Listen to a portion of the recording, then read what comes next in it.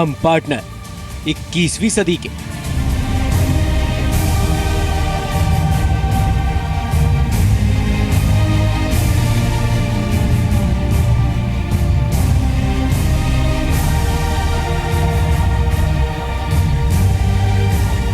हम आगे बढ़ाएंगे 21वीं सदी को।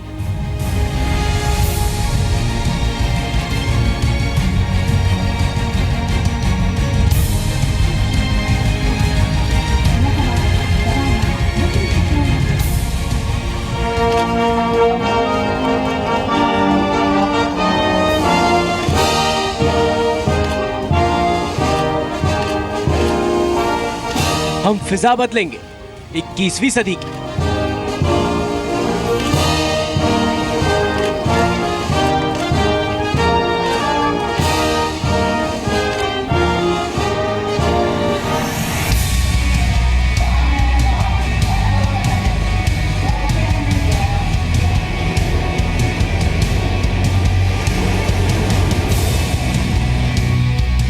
चीन की दीवार भी रोक न पाएगी दोस्ती।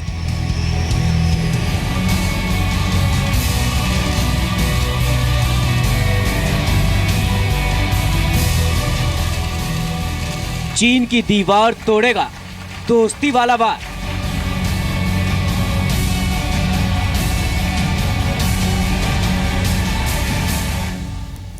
जब भारत जापान की दोस्ती से चीन की बेचैनी उजागर हो गई है।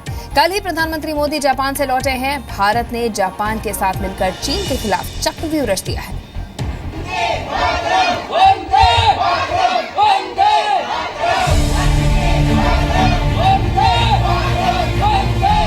तारीख 12 नवंबर थी, जगह टोक्यो थी। भारत के प्रधानमंत्री नरेंद्र मोदी और जापान के प्रधानमंत्री शिंजो आबे बुलेट ट्रेन से एक सफर पर निकल रहे थे। वैसे तो यह सफर टोक्यो से कोबे शहर के लिए था, लेकिन द्विपक्षीय, क्षेत्रीय और अंतर्राष्ट्रीय कूटनीति को समझने वाले देख रहे हैं कि ये सिर्फ दो शहरों का 530 किलोमीटर का सफर नहीं था। ये सफर था 21वीं सदी की नई पार्टनरशिप का, वो भी रफ्तार के साथ। भारत जापान की इस यात्रा से किसी को एशिया का सुपर पावर बनने का टिकट नहीं मिल रहा है, तो वो है चीन। प्रधानमंत्री नरेंद्र मोदी की जापान यात्रा पर चीन की सरकारी प्रतिक्रिया तो नहीं आई है, लेकिन चीन के सरकारी अखबार ग्लोबल टाइम्स का संपादकीय चीन के बेचैनी की कहानी बता रहा है।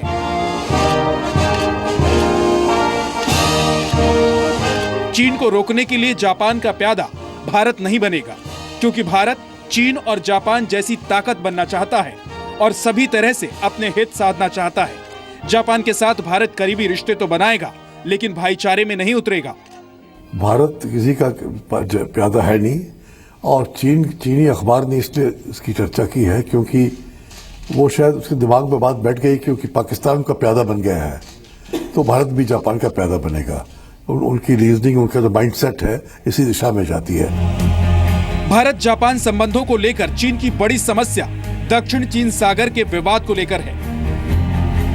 दक्षिण चीन सागर पर चीन अंतर्राष्ट्रीय कोर्ट के फैसले को मानने को भी नहीं तैयार है।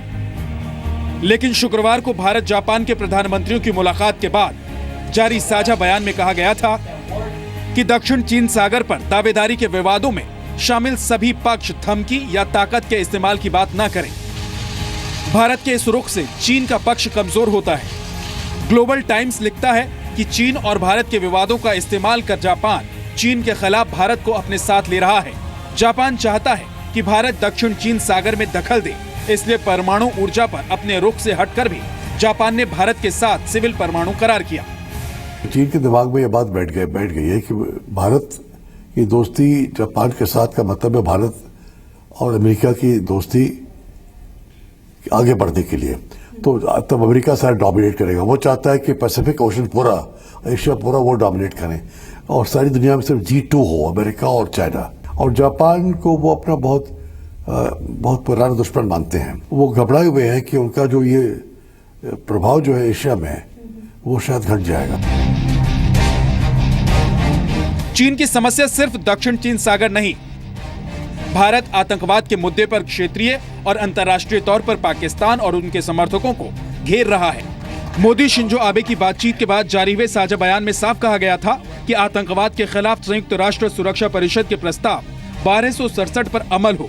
मतलब साफ था, जैश ए मोहम्मद के चीफ महमूद अजहर पर प्रतिबंध लगाने के अड़ंगे से चीन बाज आए। भारत जापान ने यह भी कहा है कि सभी देश अपनी जमीन पर आतंकियों के नेटवर्क को ध्वस्त करें, सीमा पार घुसपैठ को रोकें। यानी चीन के दोस्त पाकिस्तान से भी सीधी बात की गई थी। भारत जापान की दोस्ती विकास के लिए है, लेकिन विकास के आड़े आने वाले हर बाधा को तोड़ने के लिए मजबूत इच्छा शक्ति दिखाई जा रही है।